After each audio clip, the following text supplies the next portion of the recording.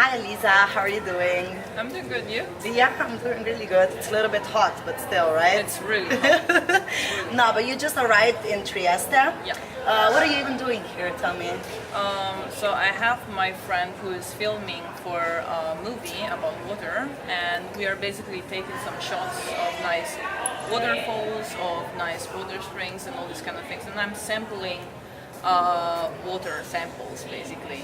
So also from electrical power plants that use water as an energy source, and I'm planning to make a track with the samples and having obviously the video made with his images. So. But this is actually not the first time you're trying to sample natural sounds. What is your attitude towards music production and sampling? I always have the need to record some samples that are not in the studio, but more like natural sources. I don't know, I got inspiration from I don't know, a metal stick on the ground, the traffic or traffic lights, whatever that makes a sound, and it needs to be something that reminds me of something. And sampling from natural sources is a really inspirational thing for me to bring in the studio and modify what I experienced. But you also told me before that when you're producing, you're not trying to fit into labels. It's more like vice versa, right? Yeah. For me, it's very important to just produce as you come along, basically. I just make music as it is, and I will send afterwards my EP or my finished work, and I will see if the label like it, that's fine. Otherwise, you just move on, right? So it's more a natural process. And now you're actually Berlin-based. Yeah. And how did everything start? Why did you move there? How are things going?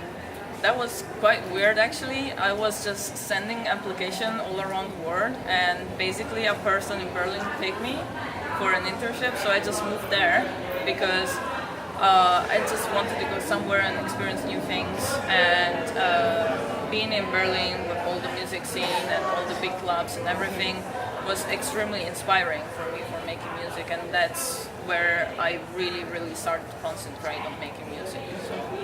Well, now you're also working for one major company, which is Ableton. Yeah. Yeah, and I've seen several of your projects. Maybe you can share a little bit more about it.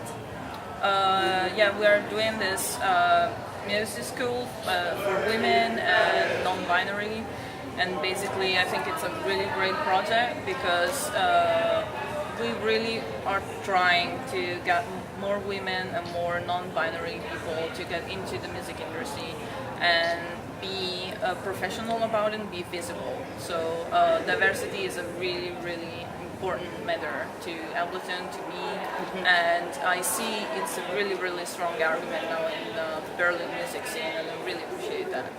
And you're really trying to also encourage women in the industry to start being more visible and maybe start producing and be successful. I'm so glad that I have the chance to teach them in the first place. I've been told by Manuel, he's my mentor, and I had the chance to learn from someone making music to make my music, and I feel I want to give something back. So I'm really glad I have the chance to teach to other women, because it's really rare that you get the chance to have a person that is similar to you in a way that teaches you something. So I think it's a really strong opportunity, and I wish that more people come to learn and they get successful and they get things done as they wish. But in the past, were there more like men or females on these kind of workshops? My last one was in London, and I don't know if it's because the London scene is more like male-based or whatever, but let's say we were about 20 people, and there was one woman apart from me. So I was like really surprised because it's such a big city, and I thought there was more people coming that were women or non-binary, and it wasn't like that. But I hope the situation might change. Obviously, you don't know, but ultimately it's art, and it's for everybody. So. It's going to start raining soon, I think. Yeah, it's because it's me, you know. It's because I'm here. Do you bring rain? No, people making festival don't listen to this. No, but what can I don't bring rain, just now. That's off the record.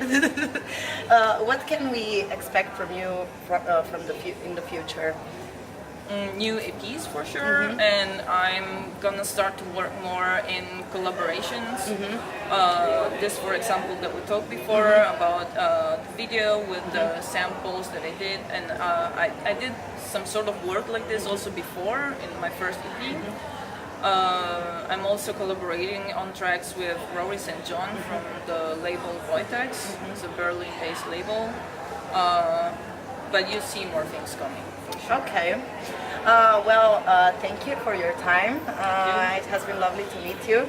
And of course, we will be working together for bookings. So please contact for Liza Aikin at bookings@chitchatproductions.com.